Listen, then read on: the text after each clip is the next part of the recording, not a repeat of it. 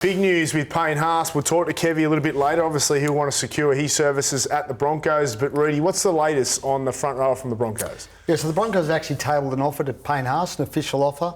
It's a 3-year extension. It's got an upgrade next year. He's on $848,000 next year. It's an upgrade next year to take it to that $1 million mark. And then it's another 3.2, I think, 3.25 or so over the next 3 years after that. So all up, it's about a $3.4 million package for a 3-year extension for Payne Haas. And obviously we heard Kevvie on the weekend say he hopes or he thinks it'll get done the next 3 weeks. He's obviously got confidence that deal will get it done. What's it average? What's it going to average over 4 years? So it will be. So no, it's he's got next year already. Yeah, but over the 4 years, what's it going to average? About 1.1, I think it is, Brad. Okay, nice. Around the 1.1. Guys, I just got off the phone to his manager in the green room 3 or 4 minutes ago. They're going to put out a statement tonight. He wouldn't give it all away, but I got the impression from his management that they're going to reject this current offer, updated offer from the Broncos, and stick to what he originally said, which is go to market in November. Really? And look what's available from the likes of the Bulldogs, the Storm. Didn't say it outright, but gave me a very strong indication that the Broncos offer... And when I say reject it, they're just going to say, look, we want to test the market. It's 1.1 over 4 years. That's big if they do reject it. It is a rejection, though. If they say no, that they are rejecting it. Especially in light of the fact that Payne is on record as saying this isn't all about money, it's about winning premierships. And if the Broncos aren't in a premiership window, I'll dead set turn it up. He can win a title there, so... Gordy, you're an ex-legend of the Broncos. Well, it's strange. So then what they got to realise is I'm down in Sydney. It's twice as expensive to live. So that $1 million goes a long way in Queensland. Like you went 1.1 in Brisbane, that's like 1.5, 1.6 here, guaranteed. So I think that's a great offer. I think that'd be the highest paid front rower probably ever. Well, it's the highest paid player in Broncos history. Exactly. Yeah. So this confuses me a little bit. If he's getting 1.1, he's in a window where they can win a comp, and he's asked for an extension, upgrade and a premiership, why would he say no to the Broncos? Look, I don't understand, and his manager didn't want to go into great detail about the reasons why, particularly if he's thinking about a club like the Bulldogs, who I would think, despite their rebuild, are still some time, 3 or possibly 4 years from challenging. Melbourne Storm, though, is a very realistic option. Yeah, you jam him into the same pack as Welsh and Nelson Asofa Solomon. I reckon if Melbourne had a choice, they'd want Tino. In fact, I know but Tino will stay on the Gold Coast, mate. They want. Yeah. I'm just saying if they had a choice, Melbourne would rather throw their money at Tino. Well, they had Tino. They did, and I think they regret letting him ever go. But I mean, I'd be if I'm the Broncos and Payne turns down this deal and says he wants to go November 1, I'm really concerned. Really concerned, because that says to me that.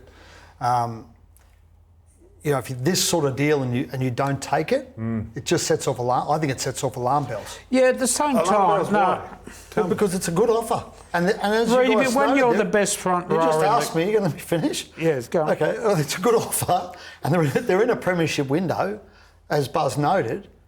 It's everything he wanted. So if he doesn't take it, what? If he doesn't take this, it means that he's never going to be happy in life. You would imagine. No. So because I remember last year he wanted to be $1 million player. So now he is $1 million player. Then that all stopped because he got booed, right? He run back on, he got booed, and it was like, oh no, I want to win grand finals. Well, now they're arguably the best team in the comp with Penrith, aren't they? They're 1 and 2 in the competition. So that window's open. So what does he want? Payne wants to test the market. And say someone offers him 1.3, even something ridiculous, 1.4. He's then in a position to go back to the Broncos and say, look, if you want to keep me, this is the ballpark. They couldn't afford that. No, they couldn't afford. Mate, well, I I doubt whether they could, but if it's an extra 200, right?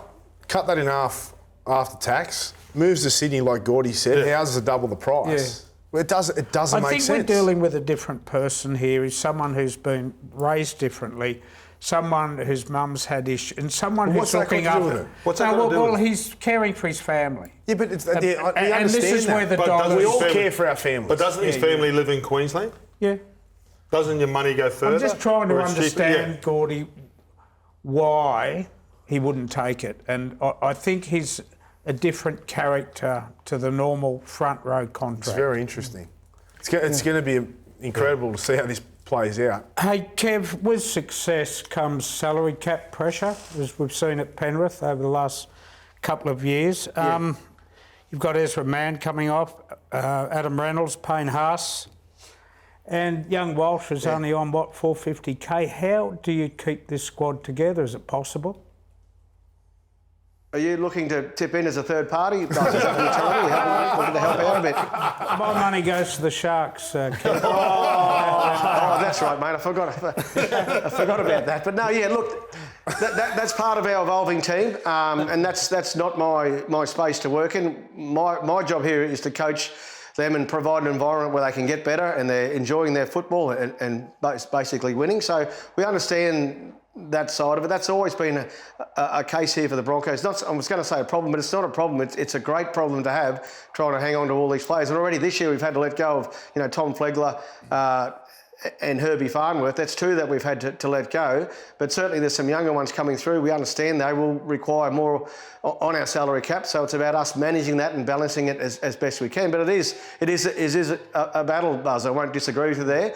And the great clubs over the time, the Storm, and particularly, the Panthers in the last couple of years have faced big challenges to keep all of their players. And the fact of the matter is you just can't simply keep them all. It's not a way to do things. But you have to identify which ones that you not so much really want to keep, but the ones that you can keep, and try do the best you very can to maintain them in the club and look after them. Yeah. Buzz has got plenty of money, but I don't think he's got enough to save or help with Payne Haas. Are you confident of securing the big fella? Well, Raith, one of the things that we have to provide for Payne, if we've seen in the media and through press outlets, what Payne is looking at, what he needs. He wants premierships. He wants to play at a successful club. Well, I feel like we're providing that for him right now. He's the best prop in the game, and it has been for the past couple of years. We love having him in the club, and we'd like to, and I'd expect that we could come up with a package for Payne that keeps him certainly happy financially, but also, and the most important thing, is happy on the field where he's playing some terrific football. And again, on Saturday night or Saturday afternoon, we saw his value in different stages in the game. So yeah, he's one we're looking certainly at keeping, and our guys are going really hard at work to make sure that happens.